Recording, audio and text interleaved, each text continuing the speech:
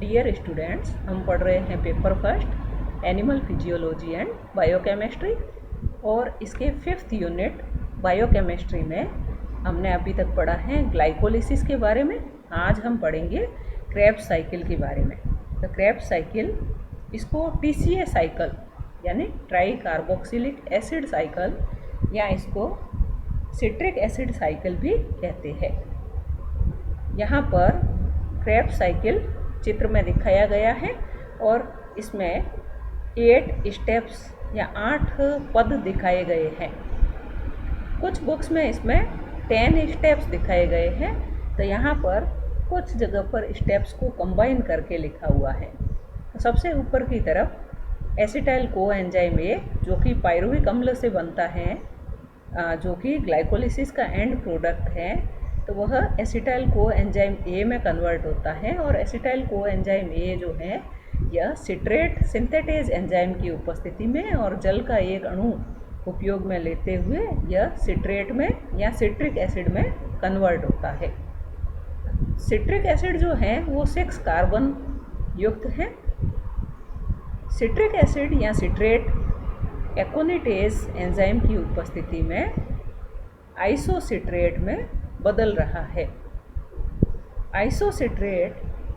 Isocitrate dehydrogenase enzyme की उपस्थिति में और यहाँ पर NADH +2 में कन्वर्ट हो रहा है।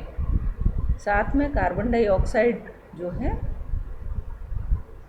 निकल रही है और इसके कारण आइसोसिट्रेट कार्बन 6 युक्त जो कंपाउंड है वो कार्बन 5 युक्त अल्फा कीटो ग्लूटेरेट में या अल्फा कीटो ग्लूटेरिक अम्ल में बदल रहा है।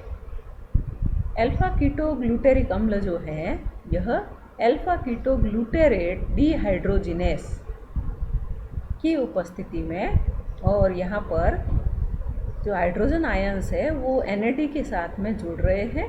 साथ में कार्बन डाइऑक्साइड का एक अणु निकल रहा है और यह सक्सिनाइल कोएंजाइम ए में कन्वर्ट हो रहा है। सक्सिनाइल कोएंजाइम ए 4 कार्बन युक्त कंपाउंड है।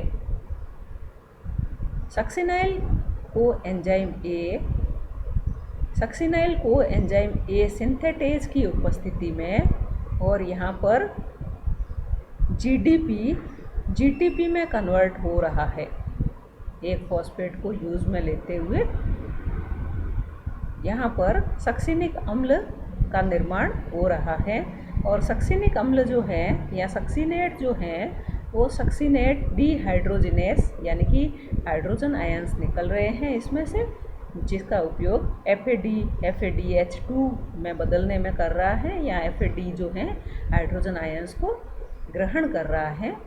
सक्सिनिक अम्ल फ्यूमेरिक अम्ल में बदल रहा है और फ्यूमेरिक अम्ल जल के अणु को के साथ में जुड़ते हुए मैलिक अम्ल में बदल रहा है और यहाँ पर फ्यूमेरेज एंजाइम इसको फ्यूमेरिक अम्ल को मैलिक अम्ल में कन्वर्ट कर रहा है।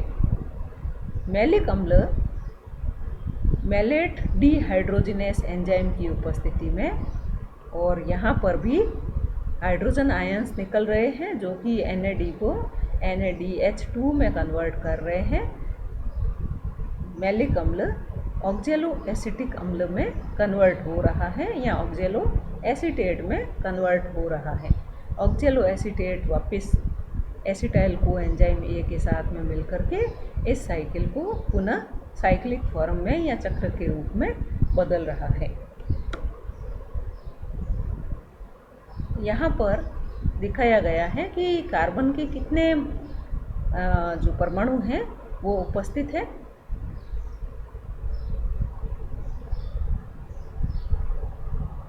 तीन कार्बन युक्त एसिटाइल कोएंजाइम ए के 2 अणु मिलकर के सिट्रिक अम्ल बना रहे हैं, जिसमें कार्बन के 6 मॉलिक्यूल्स हैं।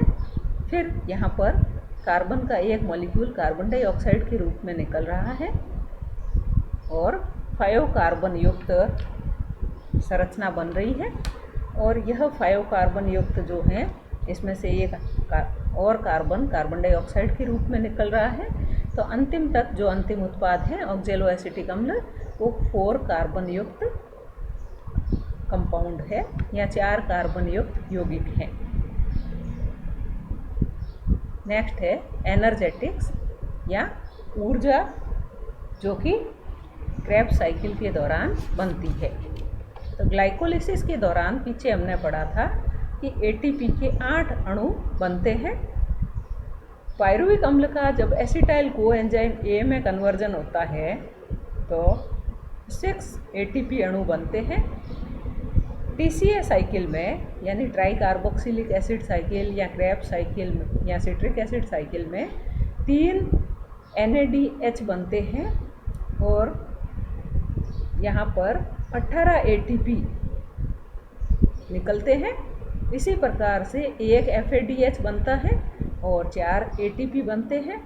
इसी प्रकार से 1 GTP बनता है और यहाँ पर 2 ATP बनते हैं। तो कुल मिलाकर के क्रेब्स साइकिल में एक साइकिल में टोटल 38 ATP अणु बनते हैं।